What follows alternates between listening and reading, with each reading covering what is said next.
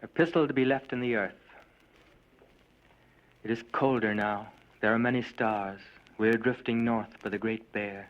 The leaves are falling. The water is stone in the scooped rocks. To southward, red sun, gray air. The crows are slow on their crooked wings. The jays have left us. Long since we passed the flares of Orion.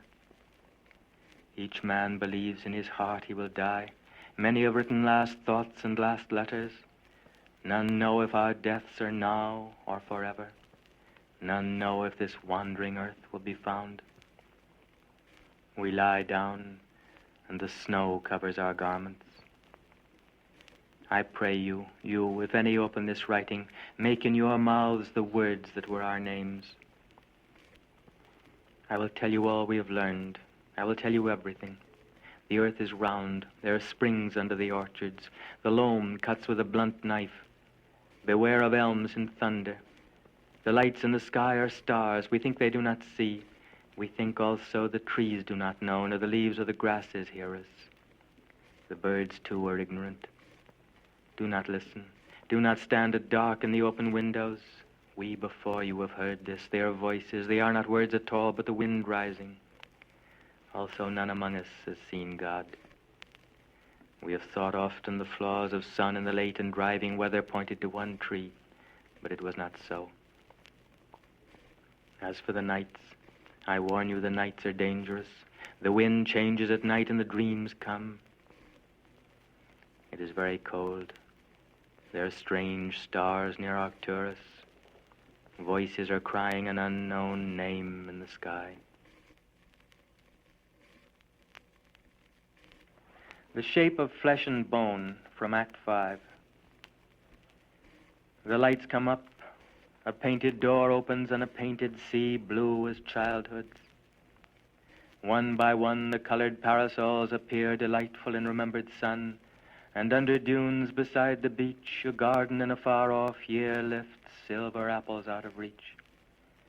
The child beneath the tree is gone, but all the golden birds are here. The time becomes the time before, as still as morning and as near. Only that there sounds between the painted waves upon the shore the shudder of a surf not seen, and sounds across the painted wood a wind not lifted on the leaves, and sounds beneath the sun the eaves dripping their icicles of blood.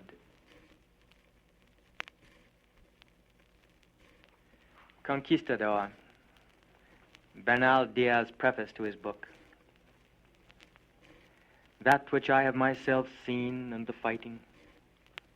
And I am an ignorant man, and this priest, this gromer over the school, taught skip to his writing, the pompous Latin, the appropriate feasts, the big names, the imperial decorations, the beautiful battles and the brave deceased, the onward marches, the wild Indian nations, the conquests, sieges, sorties, wars, campaigns, and one eye always on the live relations.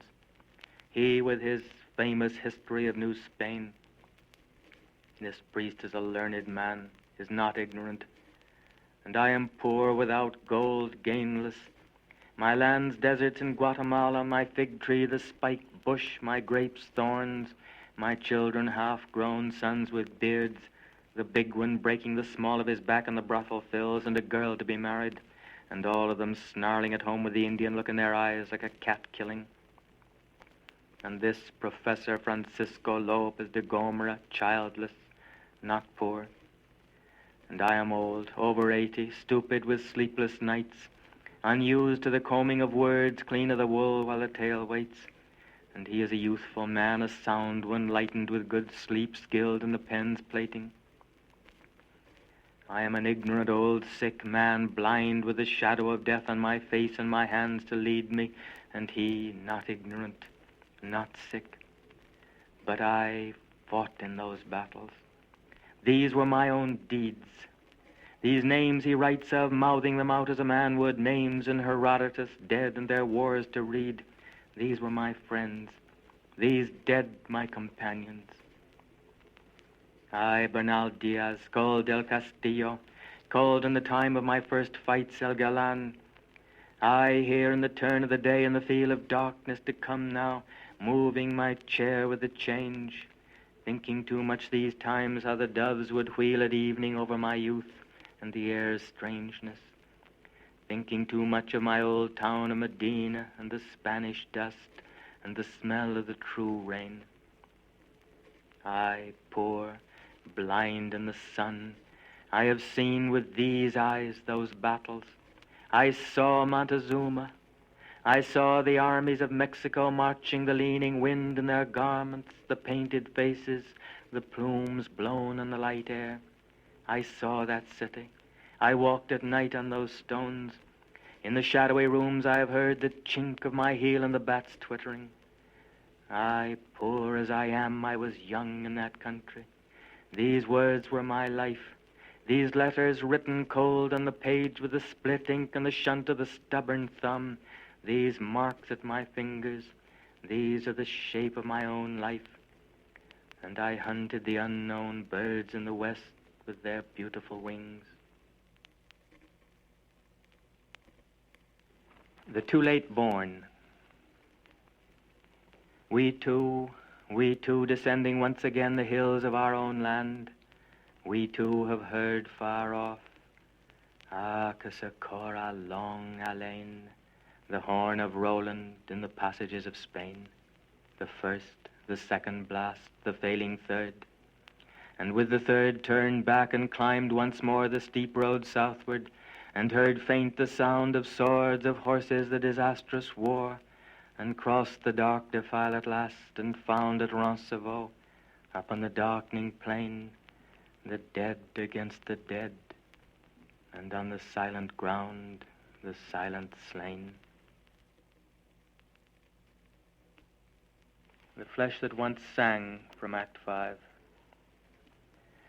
The flesh that once sang with the ardor of love is dumb and is mute where the dog stoops above, where the dog with his jaws in the charnel of leaves champs it with hate, but the flesh still believes.